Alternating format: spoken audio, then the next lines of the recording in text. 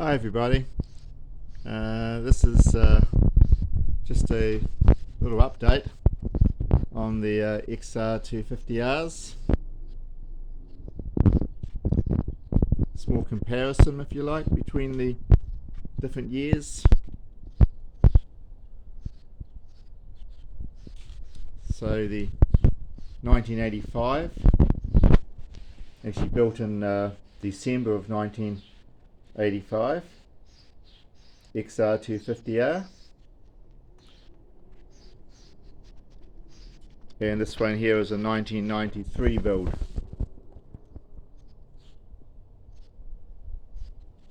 XR250R.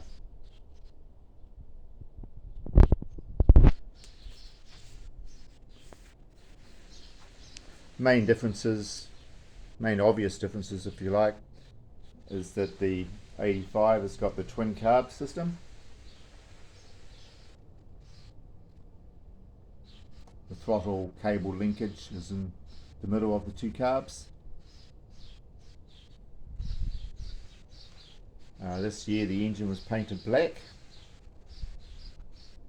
This year here the engine was just left unpainted.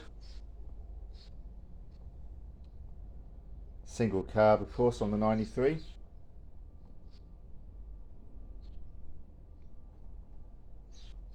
Then another difference is the addition of the oil cooler. Here's the oil cooler here. A bit of view on it. Engine oil cooler. Help to keep the engine a little cooler as well. Whereas on the 85 they hadn't done that yet.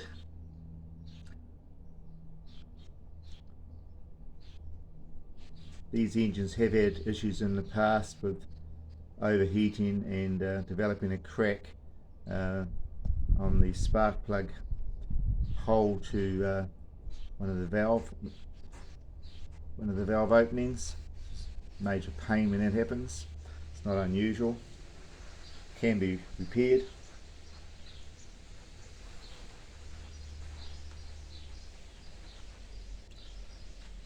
Still has the decompression cable on my 93. I'm going to buy one for the 89. It's missing at the moment, so I'll get one of those. Of course, we have the difference in the swing arm, steel swing arm with the ProLink suspension arrangement and a drum rear brake, 17-inch rear wheel. Here on the 93 we've got the rear disc and the alloy swing arm, very substantial swing arm on these. It's the same as what was on my 1990 as well. Very substantial alloy swing arm, ProLink, and the 18-inch rear rim. The exhaust system looks similar, but the muffler profile is a little different in the way that it sort of curves back here a little bit, whereas on the 85 it's more sort of in line with the end of the muffler.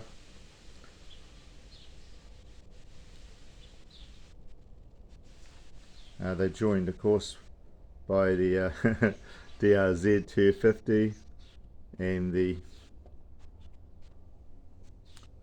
XL 250 degree there.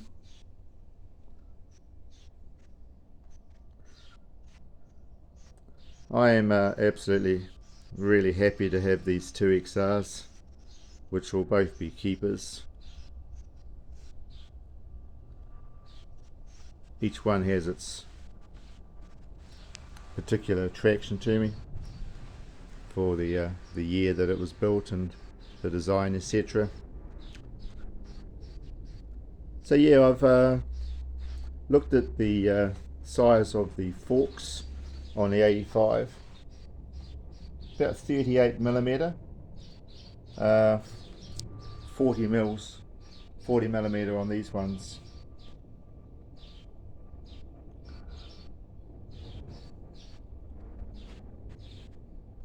21-inch front, of course, on both.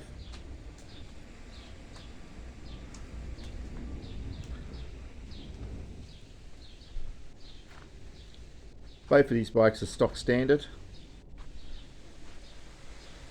Come out with a standard Renthal alloy bars. Same on this one.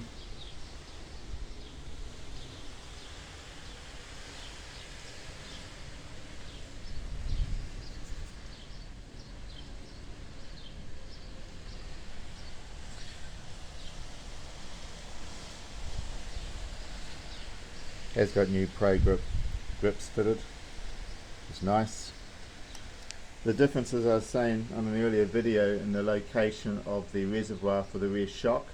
So the reservoir is mounted vertically because there's plenty of space on this model where it has only the single carb. The engine casings don't look too much different, and they probably are interchangeable in many instances. Clutch cable has a different position, comes down on this side, left hand side, whereas on the later model it comes down under the tank, and the position of the actuator is at the top of the clutch housing, whereas on this one it's over to the rear of the clutch housing.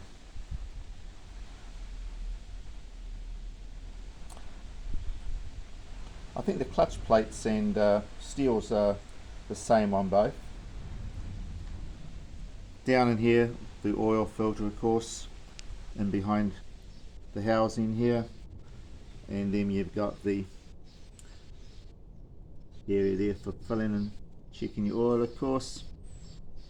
Now, just looking at this, I wonder if you could actually upgrade the 85 to changing this side of it and fitting a cooler on it.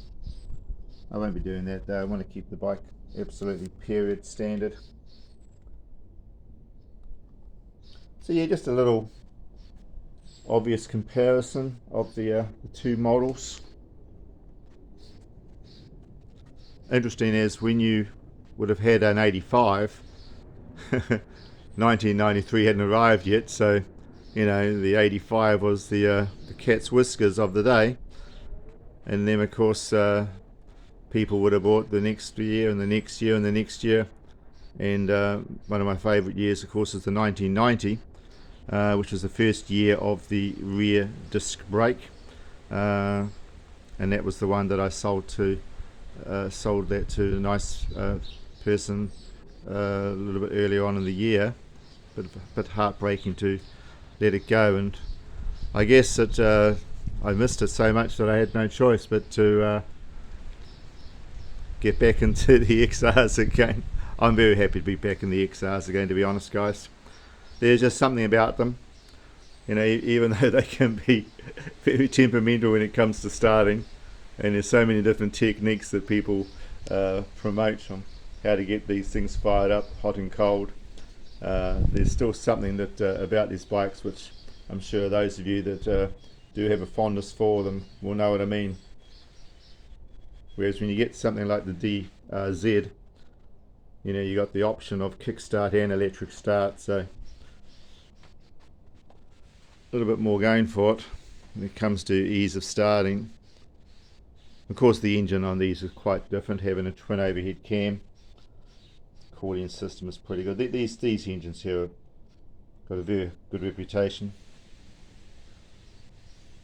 Also a very substantial alloy swing arm on these, but the shock system is very similar on both bikes, actually, with the vertical rear shock.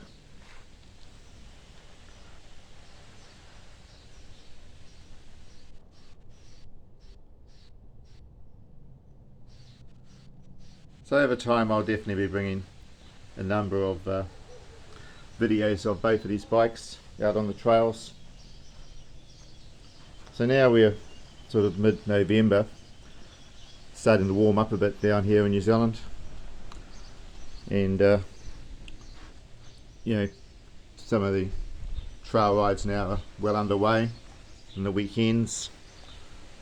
As soon as I get a spare weekend, I'll be out there again.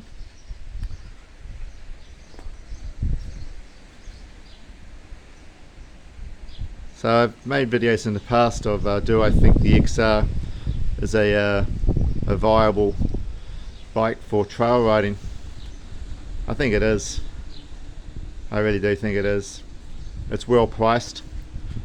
Whatever country you live in, these things are quite affordable. Of course, they come in different levels of condition. It's up to you if you want to buy a clean one or get one which is in a bad way and resurrect it and ride it. But I think that anybody that does actually own, for at least for some time, an XR250R will enjoy that ownership and have lots of exciting times riding them.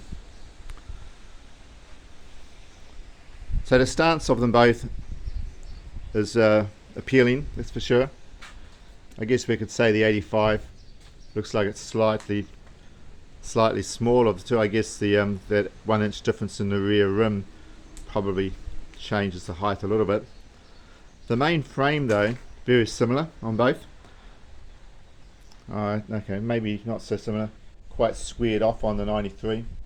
This is probably very close to when they decided to put the oil in the frame. Not too sure what year. I know this 96 has oil in the frame, so would have been pretty close to on the 93. Maybe they're preparing themselves, because we've got more of a tubular drop frame here, where it's definitely squared off on the 93. And I think this is the same profile that they have when it's got the oil and frame. But down through here, it almost looks identical.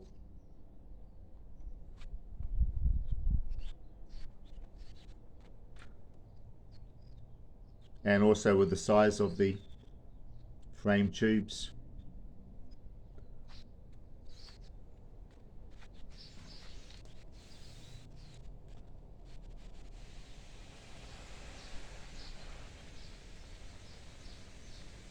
Okay, well, thank you very much for stopping by and viewing this.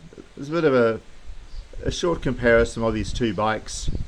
Both of them have their merits, that's for sure, and you can see how the later model has developed from the earlier model, and that's what it's all about. It's all about improvements along the way, and of course, you know, as it went on to the CRFs and so on, you know, there's been improvements all the way through with the Honda engineering and the frames and in the engines and transmissions. Oh, by the way, these are both 6-speed transmissions, same as what's with the DRZ 250 is also a 6-speed transmission as well.